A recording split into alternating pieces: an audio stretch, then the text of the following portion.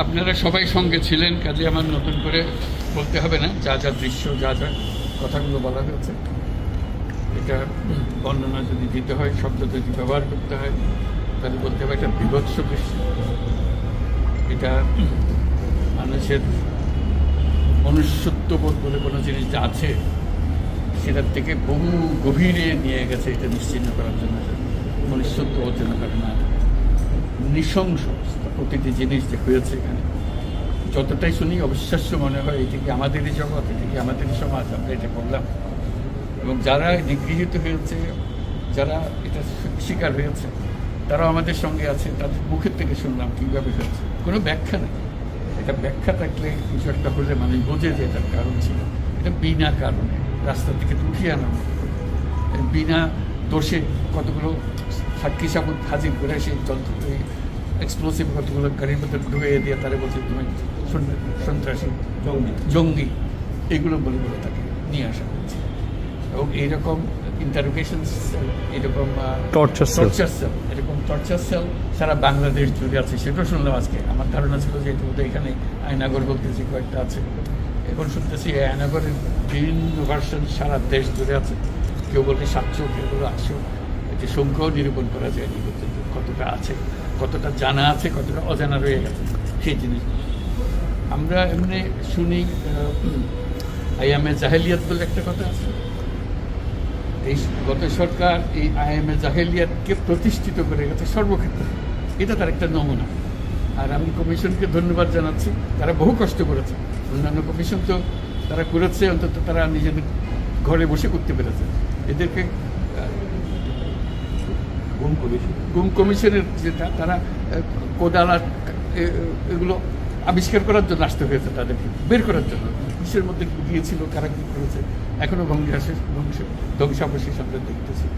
কাজে আমরা দেশের যে চূড়ান্ত অবনতি, চূড়ান্ত রূপ দেখলাম সর্বক্ষেত্রে, এটা তার একটা প্রতিচ্ছবি। কাজে গুম কমিশন যেটা আমাদের সামনে নিয়ে আসলো, সেটা হলো যে কী পরিমাণে একটা দেশকে সর্বদিকে ধ্বংস করা যায়, এমনকি মানুষের একেবারে সামান্যতম যে মানবিক অধিকার সেটুকু থেকে বঞ্চিত করে রেখে দেওয়া হয়েছে।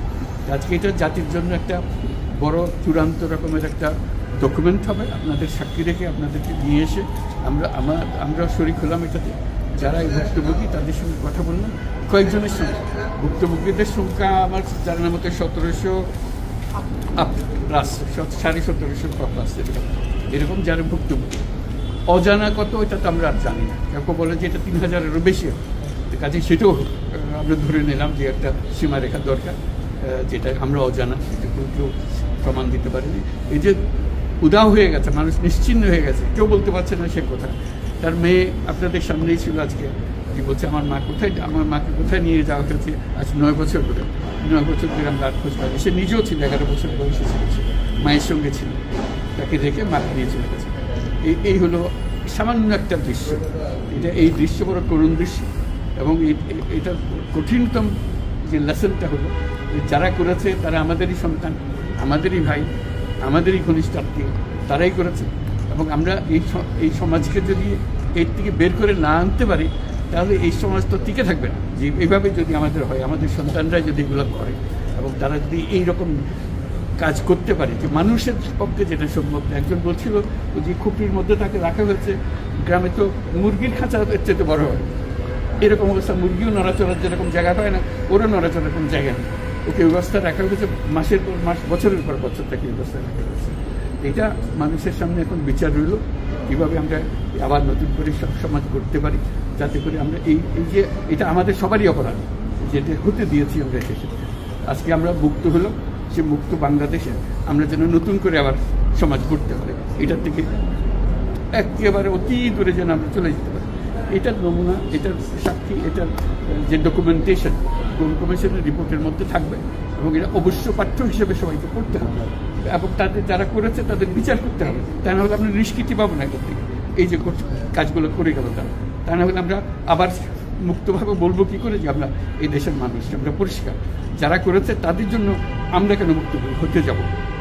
তাদের সে বিচার করবো, জনসাধারণ বলবো যে এরকম উচিত বিচার হয়েছে, তখন আমরা এটার থেকে মুক্ত পাবো। সেটাই হলো আমাদের আবেদন দেশের সবার কাছে, এই বিচারটা যেন আমরা করে ফেলতে পারি।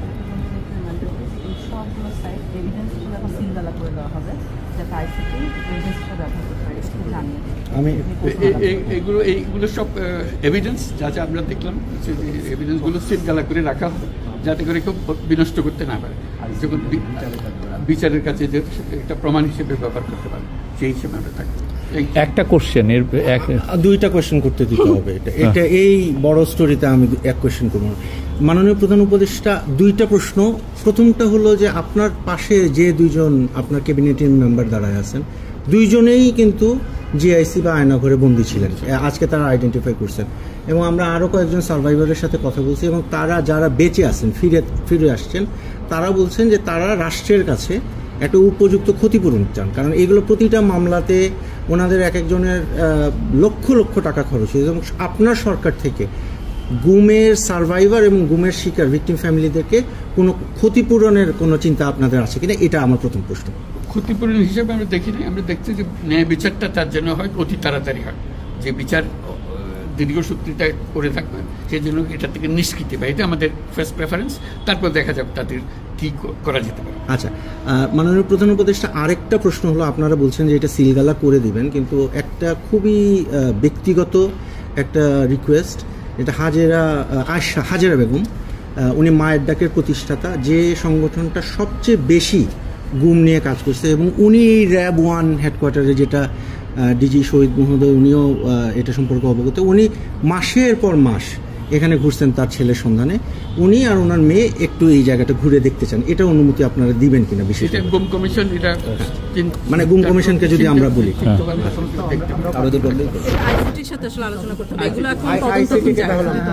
না মানে মানবিক কারণে আমি যে কিভাবে অর্গানাইজ করা হবে আচ্ছা, কারণ উনি এখানে অনেকবার আসছে এবং কথাবার্তা দেখা ভালো, তার অন্তত মনে একটু পরিষ্কার স্যার, এটাই মানে এই ভদ্র মহিলা তার জীবনটা ফিরিয়ে দিতে পারবো না, যে জীবনের মাধ্যমে সে গেছে, অন্তত দেখলে মনে সান্ত্বনা হবে। আমি জায়গাটা দেখে এসেছি, ওই মেয়েটা, যে বাচ্চা মেয়ে যে বলতেছেন আমার মাকে আর দেখতে পেলাম না, কোথায় চলে গেল, আজ পর্যন্ত কেউ খবর দিতে পারলো না সে বেঁচে আছে না মরে গেছে, মরে গেলে কোথায় আছে। তানভীর ভাই, just one question, sir. Over the years we've seen, at least last 16 years under the last government, but police brutality, abuse is nothing new in this country. What sort of mechanism you have created as a part of the reform so that this doesn't happen in future, whether under elected government, caretaker government, or any sort of government? The whole existence of this government is because of this, that we don't want to stay in that darkness that has been created around us. So we want to create a new environment, new, as we say, new Bangladesh, as the students have been claiming all the time. So that led to the reform commissions. One of them is this disappearance commission, which led us to see this thing. If we didn't have that commission, probably it will be just a storytelling. Nobody will believe, somebody will say yes, somebody will say no. Now they have concrete proof, and now they will go to the justice. So this is one step. And then what happens to the rest of the institutions? You are dealing with something that have done. Will this be repeated in future? That's something we have to make sure that it's not repeated in future. Nowhere near it. This is the worst ever in the whole world possible. So we don't want to have anything to do with it. We'll be as normal as any civilized human being could be. So that's our commitment. That's what the reform commissions are all about. And since you asked the question, I'm very grateful to the commission for taking the trouble. It was not an easy job. They had to fight in all directions to discover. This is the whole discovery mission. It's not as simple going and taking evidences and writing reports about it. So they have to really detect this in a very serious way. And they're still worrying about whether we can keep the evidences as they are after all this thing happened. So this is our commitment. We want to create that society and that world for us. Thank you so much. Thank you.